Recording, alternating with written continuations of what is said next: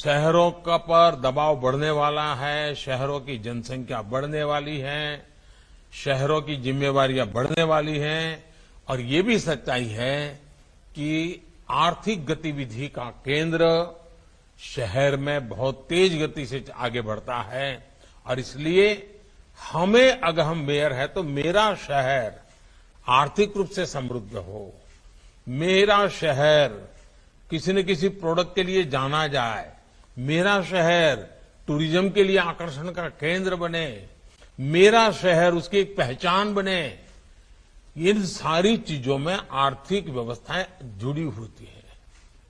आपने देखा होगा इस वर्ष का जो बजट है उसमें अर्बन प्लानिंग पर बहुत अधिक बल दिया गया है।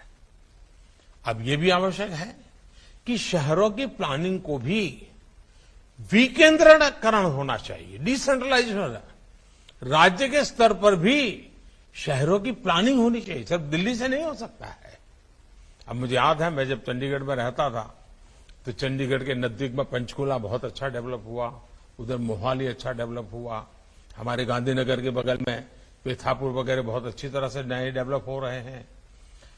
देश में ऐसे अनेक सैटेलाइट टाउन्स हैं जो बड़े शहर के नजदीक में विकसित होने चाहिए और योजनाबद्ध रूप से सैटेलाइट टाउन को डेवलप करने का काम करना ही चाहिए, तभी शहरों पर दबाव कम होगा। और बीजेपी ने सैटेलाइट टाउन्स को लेकर सचमुच में बेहतरीन काम करने का प्रयास किया है। आप लोग भी जानते हैं कि इस प्रकार के प्रयासों का कितना लाभ है।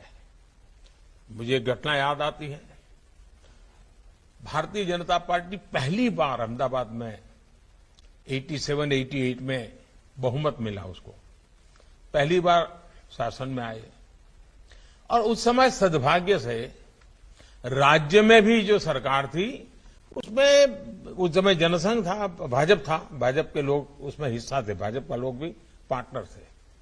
तो उस समय अहमदाबाद म्युनिसिपल कॉर्पोरेशन में सब हमारे साथियों ने विचार किया कि भाई अहमदाबाद के अगल बगल में जो 40-50 किलोमीटर के एरिया है, लांबा है, बोपल है, आमली है, गोरा है, गुमा है, ये सारे जो इलाके हैं, अगर वहां सिटी बस जाना आना शुरू कर दें, लोगों को आने जाने की व्यवस्था मिल जाए, तो लोग शहर में आकर के रहने के लिए जो ज्यादा महंगा खर्च करते हैं वो वहीं रहना पसंद करेंगे। राज्य सरकार से बात हुई, राज्य सरकार का वो क्षेत्र तो उनका था ट्रांसपोर्टेशन का, लेकिन खैर मान गए, वो सहमति मिल गई और बसेस को काफी दूर दूर फैलाया। साबरमती के उस पार कालीगाम हो, साबरमती के भी कई दूर दूर के क्षेत्र उनको साथ जोड़ दिया, उधर गांधीनगर को जोड़ दिया। इसका परिणाम यह हुआ कि छोटे छोटे सैटेलाइट टाउन डेवलप हो गए, बहुत उनका शहर का विस्तार हो गया। तो शहर पर दबाव, हमें सैटेलाइट टाउन्स के अलावा टियर 2, टियर 3 सिटी, उन शहरों की प्लानिंग भी राज्यों ने अभी से करनी चाहिए, क्योंकि अब टियर 2, टियर 3 सिटी भी इकोनॉमी एक्टिविटी के सेंटर बन रहे हैं। आपने देखा होगा स्टार्टअप्स, आजकल हमारे स्टार्टअप टियर 2, टियर 3 सिटी में हो रहे हैं। लोग भी सोचते हैं भाई छोटा मोटा कारखाना लगाना है तो छोटे शहर में लगा देंगे, बड़े शहर में जाने की जरूरत नहीं है, तो थोड़ा सस्ते में काम शुरू हो जाएगा। हम अगर प्लानिंग से टियर 2, टियर 3 सिटी को भी डेवलप करेंगे तो बड़े बड़े महानगरों पर जो दबाव आता है वो भी कम हो जाएगा और वहां पर रोजगार के अवसर भी बढ़ जाते हैं। हमें यहां इंडस्ट्रियल क्लस्टर डेवलप करने पर जोर देना चाहिए। किस नगर पालिका में किस प्रकार की इंडस्ट्री का क्लस्टर बन सकता है, पास की 2-3 नगर पालिकाओं में क्या हो सकता है, तो इकोनॉमी को बढ़ाने में वो बहुत मदद करते हैं। जो अर्बन प्लानिंग और कैपेसिटी बिल्डिंग में हमें स्टैंडर्डाइजेशन की बहुत आवश्यकता है। हमें कैजुअल, एडहोक इन चीजों से बाहर आ जाना चाहिए, नीति निर्धारित कर करके करना चाहिए। आप देखिए बदलाव अच्छे आएंगे, डिसीजन में भी ट्रांसपेरेंसी आएगी, ग्रे एरिया लगभग खत्म हो जाएगा। साथियों, स्थानीय निकायों को बजट के लिए ज्यादा से ज्यादा आत्मनिर्भर कैसे बना सके।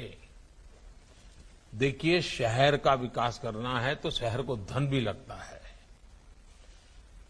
कभी हम स्कूल के बच्चों को बताते ही नहीं है कि भी रोड बना है तो रोड कितना खर्चा लगा है, ये फुटपाथ बना है तो फुटपाथ का कितना खर्चा लगा है, ये पैड लगाने के लिए जो लोहे का हमने सुरक्षा कवच बना है उसका कितना खर्चा लगता है, ये बिजली के खंभे लगे हुए कितना खर्चा।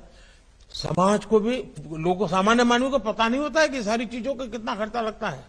वो अपने घर में एक छोटी भी दीवार बनाता है तो उसका खर्चा पता चलता है, लेकिन नगर में इतने सारे खर्चे उसको पता नहीं होता है। हमें उसको प्रशिक्षित करना चाहिए, बच्चों को समझाना चाहिए, देखो इतना महंगा होता है, इसको नुकसान नहीं होना चाहिए, हमारी संपत्ति है। समाज को जोड़ते रहना चाहिए। साथियों, अर्बन प्लानिंग में हमने देखा होगा कि शहर के सामान्य मानवीय की सुविधाओं को कौन संभालता है भाई। बड़ा वर्ग जो है वो कोई बड़े बड़े मॉल में नहीं जाता है, उसकी तो आवश्यकता है रेहड़ी पटरी वाले पूरे करते हैं।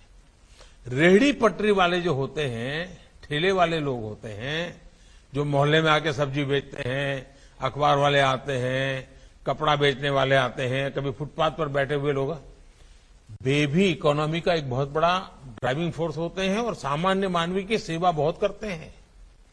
क्या हमारे पास उनकी योजना है क्या? अब देखिए, स्वामित्व योजना, पीएम स्वनिधि योजना चल रही है। मैं आप सभी मेयरों से आग्रह करूंगा कि आपके महानगर में एक भी रेहड़ी पटरी वाला ऐसा न हो कि जिसका रजिस्ट्री न हुई हो, पीएम स्वनिधि से बैंक से उसको पैसा न मिला हो और उसकी ट्रेनिंग न हुई हो, मोबाइल फोन से डिजिटल वो कैसे लेन देन करे। वो सब्जी बेचेगा, दूध बेचेगा तो भी डिजिटली पैसा लेगा, वो देगा। वो थोक में सब्जी खरीदने जाएगा तो भी डिजिटली पेमेंट करेगा। अगर वो ये करता है तो उसके ब्याज में धीरे धीरे कटौती की जाती है।